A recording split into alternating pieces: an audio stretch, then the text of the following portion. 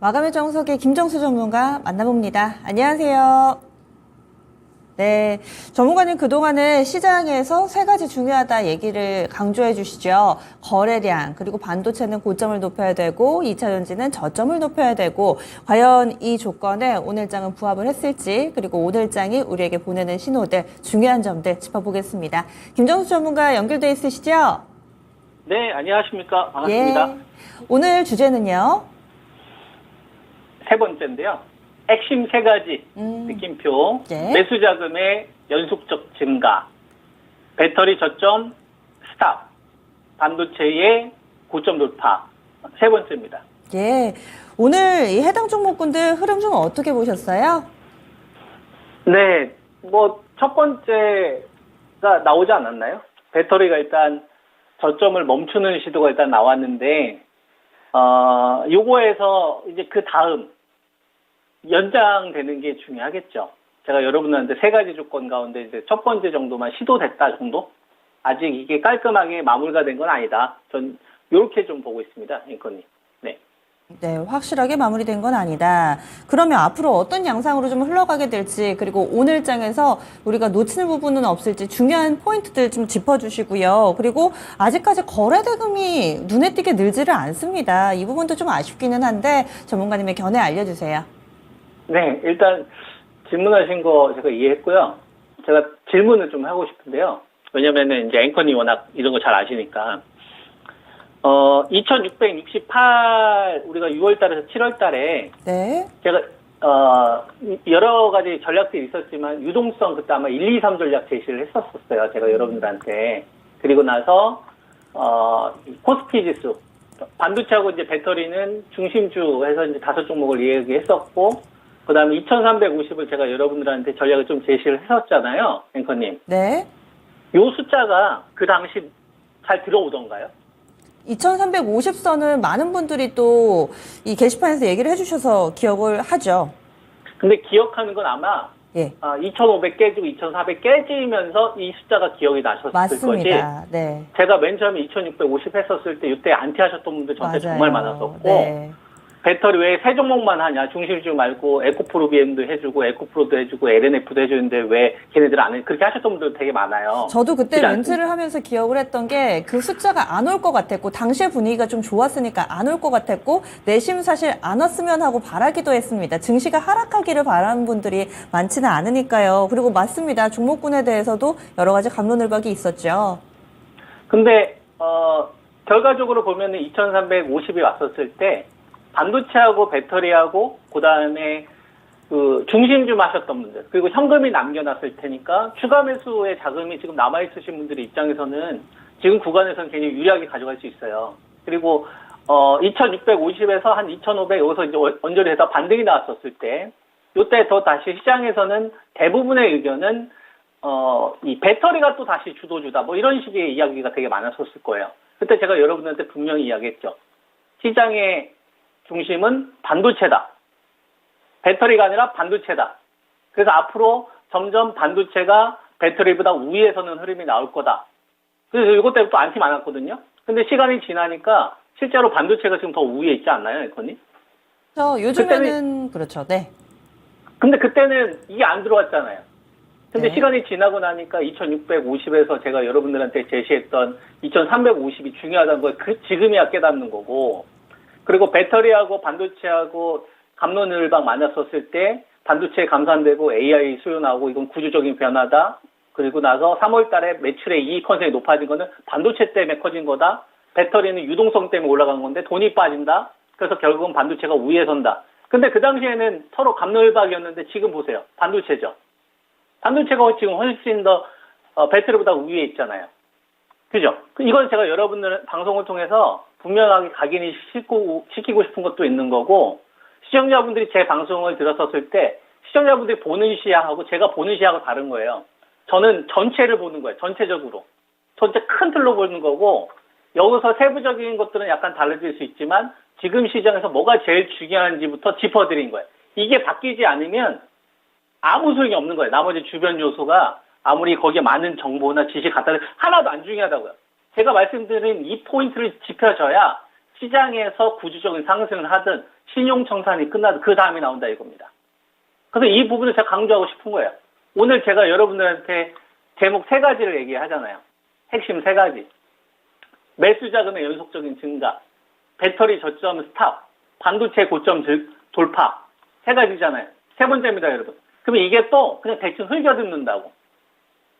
나중에 시간이 지나면 또 흘겨들어요. 그게 아니라고 제가 이야기해주고 싶은 거예요. 이게 사실상 지금 시장의 모든 걸 다 결정을 한다. 중동 전쟁이나 환율이나 뭐 시장에 관련된 기업 쇼크 뭐 이런 가지 이거보다 최고 위에 있는 상위 개념을 제가 얘기해 주는 거예요. 이거 알고서 실천한 거 모르고 하는 건 하늘과 땅 차이다. 왜냐면 그리고 지금까지 제가 이 방송을 2008년도부터 지금까지 전문가 활동을 하고 있는데 그러면 실력이 검증됐을 거 아닙니까? 그리고 제 방송을 통해서 여러분들한테 전략을 제시했을 때 한번 확보해주면 전 그거 밀어붙인단 말이에요. 그게 왜 가능할 것 같습니까? 놀리기 때문에 그래요. 돈에 놀리기 때문에. 그래서 이 방송을 보시는 분들은 이번 주에 시장이 폭락이 나와서 뭐 또 1700 얘기 나오고 1600 나오고 그 다음에 이제 주도주가 또 다시 배터리가 계속 지속될 거고 반도체와 뭐 자금 빠지고 뭐 이렇게 얘기하는데 중심을 못 잡는데 중심을 제가 딱 잡아주는 거예요. 지금 시청자분들이 보고 있는 거 가운데서 그런 걱정들은 2650대 했어야 되는 거고 2350이 깨지는 순간 딱 3가지만 보셔라. 그리고 이대로 그냥 실천하면 또 수익 난다. 이 얘기를 하고 싶은 거예요. 이게 제일 중요하니까. 그러면 3가지 신호 가운데 첫 번째 신호가 뭐냐 이거야. 일단 배터리가 하락이 멈추는 신호가 나온 게 되게 중요했어요. 오늘 삼성 SDI가 6% 급등이 나온 게 중요한 게 아니라 포스코 홀딩스가 여러분 전저점을 방어해 준다는 게 중요한 거라고요. LG 에너지 솔루션이 일단 40만 원 하락이 멈췄다는 사실이 100배, 1000배 더 중요했다고요. 그러면 그 다음은 뭘까요? 저점을 멈췄으면 저점을 높여야죠. 저점을 다시 이탈하는 흐름들이 나오면 오늘 반등은 의미 없다. 첫 번째. 아시겠죠? 저점을 이제 높이는 신호가 나와야 돼요. 그리고 LG 에너지 솔루션과 포스코 홀딩스가 이격을 좁혀야 된다고. 얘네들이 같이 장대 항공을 뽑아줘야 됩니다. 그러면 어떻게 해야 돼요? 배터리 나머지 뭐 에코프로나 포스코 퓨처 이런 건 더 가져가면 되겠죠. 목표치가 더 남는다고 생각하시고.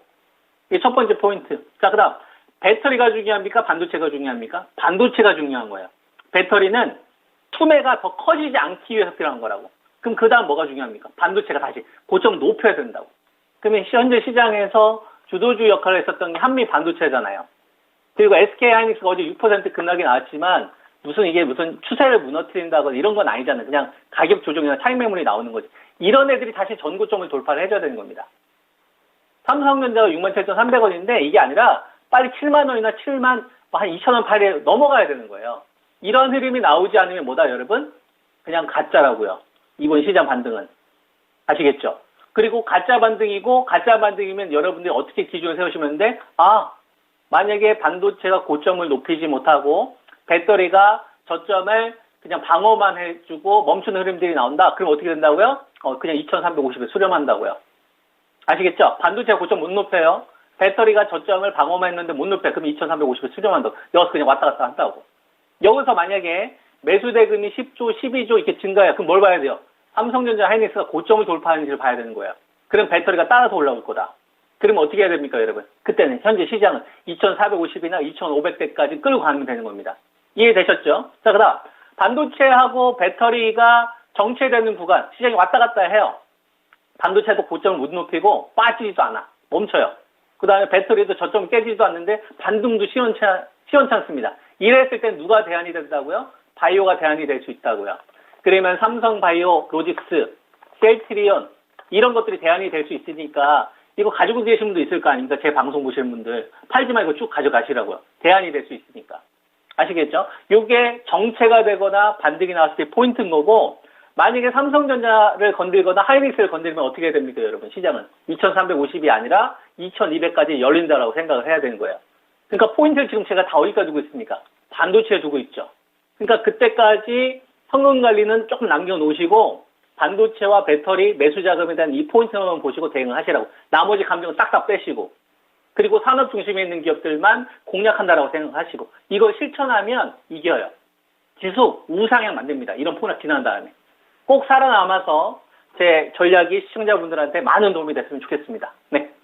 알겠습니다. 지나고 보니까 또 전문가님이 하셨던 이야기들이 한 번 더 생각이 납니다. 앞으로도 이 시간 지켜보시는 분들이 좀 선입견 없이 이 얘기를 받아들여 주시기를 바라는 마음에서 한 번 더 체크를 해주신 것 같은데요. 한 주간 수고 많이 하셨습니다. 뱅크님도 한 주 수고 많이 하셨습니다. 예, 고맙습니다. 네, 감사합니다. 예. 마감의 정석이었습니다. 김정수 전문가 함께했습니다. 지금까지 다양한 투자 판단에 대한 도움 말씀드렸고요. 종목의 상승 하락을 보장하지는 않습니다. 그리고 오늘 미스터 진단이 있습니다. 종목 진단 신청하실 분 지금 바로 전화 주세요. 02-2128-3388번으로 전화 주시면은 저녁 9시에 이 종목 전문가의 종목 진단 받으실 수 있습니다. 그리고 지금 바로 궁금하신 분들은 이어지는 진짜 쉬운 진단 시간 활용해 주시고요. 그러면 주말 좀 편안하게 보내시고요. 다음 주 월요일에 다시 찾아뵙겠습니다. 고맙습니다.